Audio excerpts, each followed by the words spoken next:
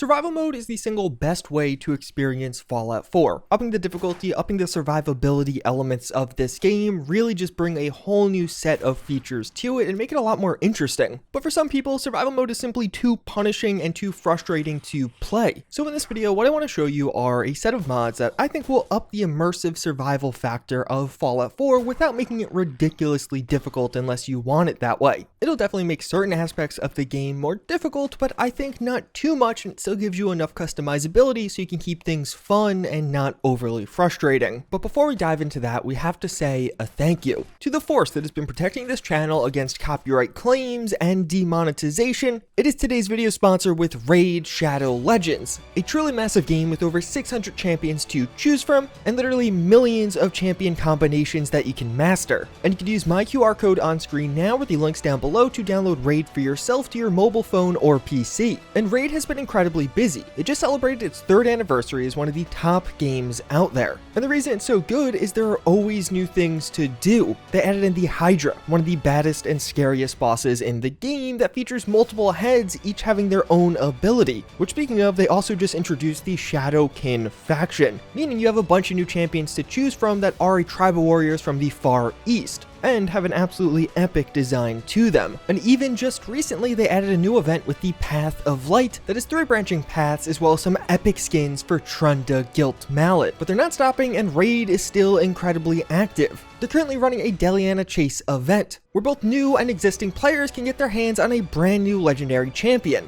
And all you have to do is log in and play Raid for 7 days between now and July 20th. And they even gave me a pretty special offer for new players. Just enter the promo code MyDeliana to get 50 XP brews to max your legendary hero Deliana to level 50. This promo code will be out there till July 20th also. This is the best time to get into Raid. And if you use my link or scan the QR code right here, new players will get a free starter pack worth almost $30. You'll get a free champion with Tayrell, 200,000 silver, 1 XP boost, 1 energy refill, and 1 ancient shard. And for my viewers only, you can get a special epic reward pack. Just use my exclusive promo code JuiceHead22. But be fast because it's only valid for the first 100 people. You'll find the rewards in your inbox here for the next 30 days only. But looking back at Fallout 4, the first mod I want to look at is MAIM 2.0. I've talked about MAIM a bit in the past, but just recently the mod was redone from the ground up, and now it is basically a totally new mod with MAIM 2.0. MAIM is a single mod you could download that can really turn Fallout 4 into a real gritty survival experience. And it's really going to impact the game in 2 major ways: combat encounters with enemies and what happens when you actually get shot. So on one hand, it'll overhaul how you can damage enemies. Headshots are now completely lethal unless a helmet is being worn by an enemy. You can cripple their limbs as always, but if you cripple an enemy's limbs, now this will carry a bonus, like making them drop their weapon, flee in terror. So, if they broke their legs or their arms, they might want to run away from the fight instead of staying in it, or even just knock the enemy down entirely.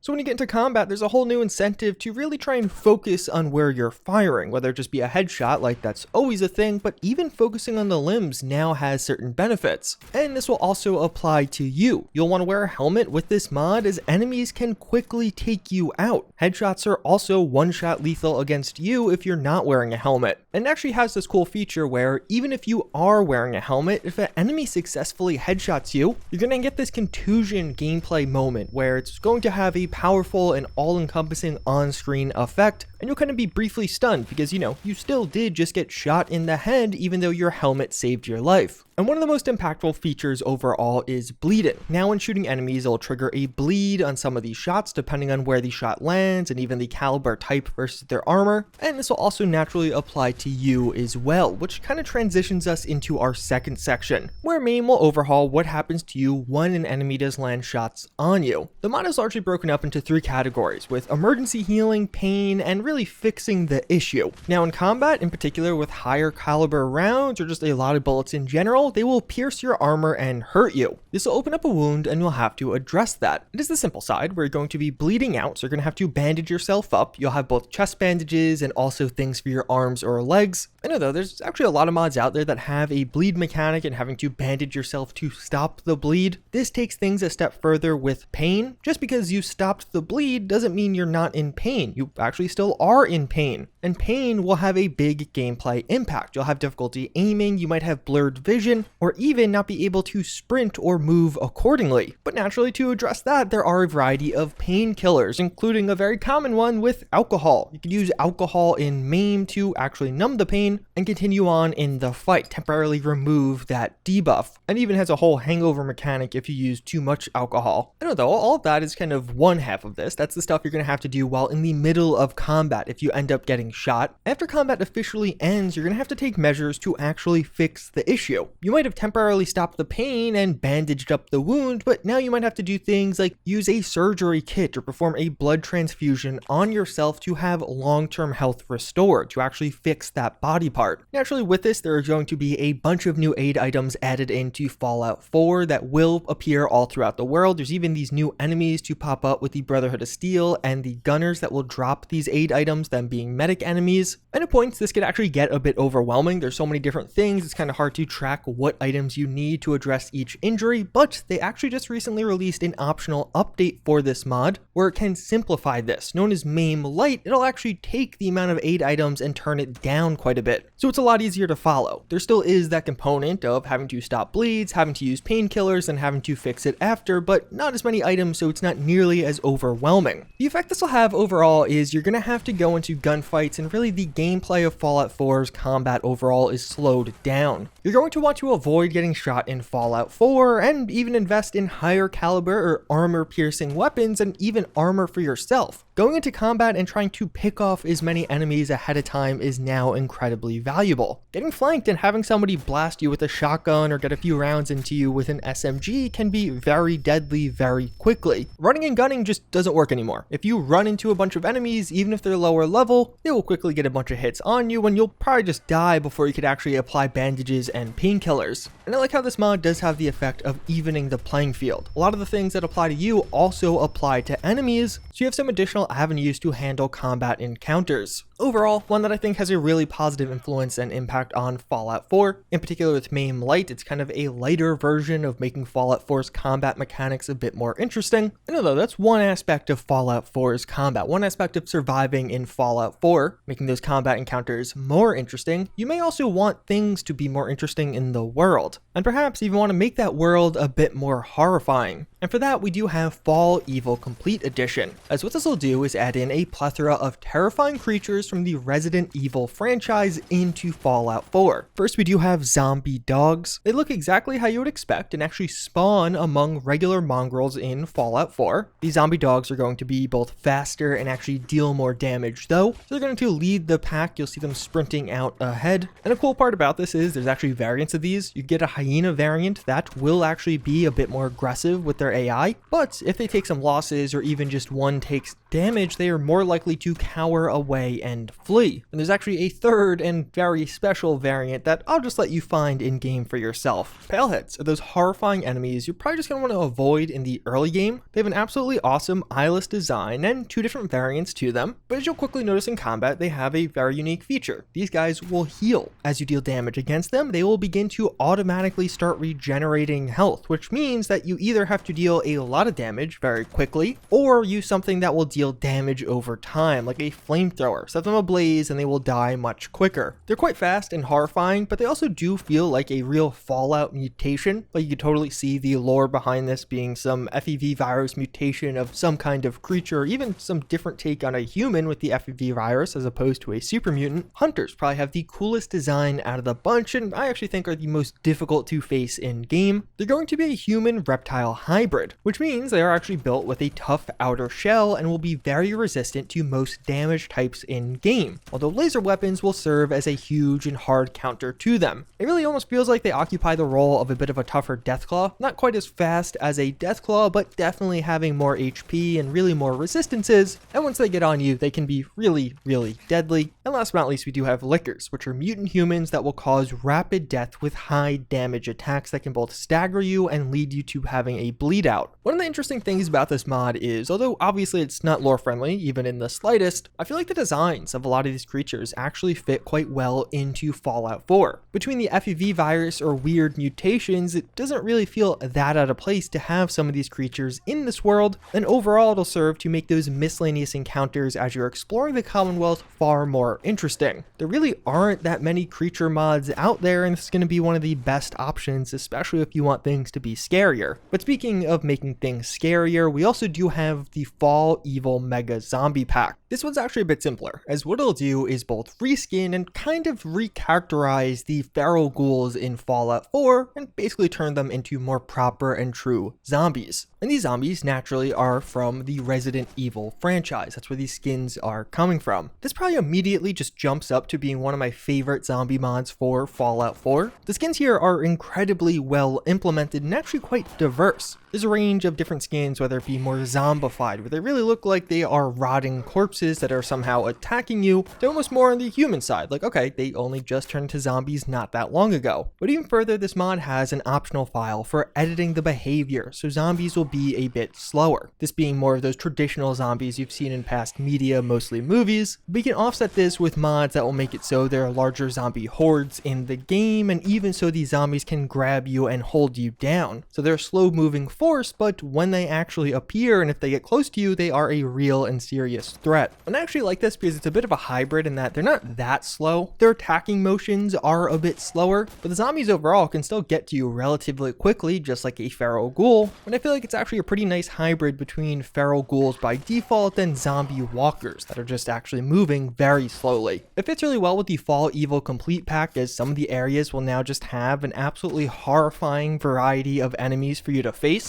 But more importantly, I think they all come together to make the world of Fallout 4 a bit more horrifying. But I think MAIM really has to be at the cornerstone of that, as it gives some of these enemies some power behind their hits. A few hits may cripple some limbs or even just cause a significant bleed and really give you a bad time if you're not careful. But then two other mods that I think will up the survival and immersion factor with this list overall are Running Breathing and Player Speed Revised. Running Breathing is very simple in that what it's going to do is add breathing noises at various paces when you are walking, running, and sneaking in Fallout 4.